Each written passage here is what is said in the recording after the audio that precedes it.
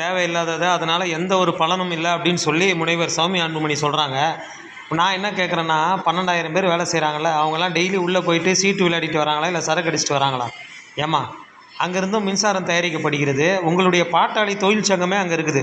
நான் என்ன சொல்கிறேன், அது தேவையில்லாதது அப்படின்னா, நீங்கள் ஒரு முன் உதாரணமாக உங்களுடைய தொழிலாளர்களெல்லாம் பாட்டாளி தொழிற்சங்கத்தை சார்ந்த தொழிலாளர்கள்லாம் ரிசைன் பண்ணிவிட்டு வந்துட சொல்லுங்கள் வெளியே. அதான் சொல்கிறீங்களே, நெய்வேலியால் எந்த பலனும் இல்லை அப்படிங்கிறீங்களே. அதே மாதிரி எதுக்கு என்ட்ரன்ஸ் எக்ஸாம் வைக்கிறாங்க அப்படிங்கிறீங்க. அந்த சுற்று வட்டாரத்தில் மட்டும் நீங்கள் சொல்கிறீங்களே மண்ணின் மைந்தர்கள், 10,000 பசங்க படித்த பசங்க அந்த ஏரியாவில் இருக்கிறாங்க. ஆனால் வேலைவாய்ப்பு 500 பேருக்கு தான் தர முடியும். இந்த 10,000 பேரில் 500 பேரில் எப்படி நீங்கள் தேர்ந்தெடுப்பீங்க? நுழைவுத் தேர்வு வச்சு தான் தேர்ந்தெடுக்க முடியும். புரியுதா? தமிழ்நாட்டில் இருக்கிற நிறுவனங்களிலே மோசமான நிறுவனம் என்எல்சி தானா. இந்த அம்மா போய் தமிழ்நாட்டில் இருக்கிற நூற்றுக்கணக்கான நிறுவனங்களை போய் பார்த்தாங்க, படித்தாங்க. இவங்க சொல்கிறாங்க என்எல்சி தான் இருக்கிறதுலே மோசமான நிறுவனமா. என்னப்பா இது?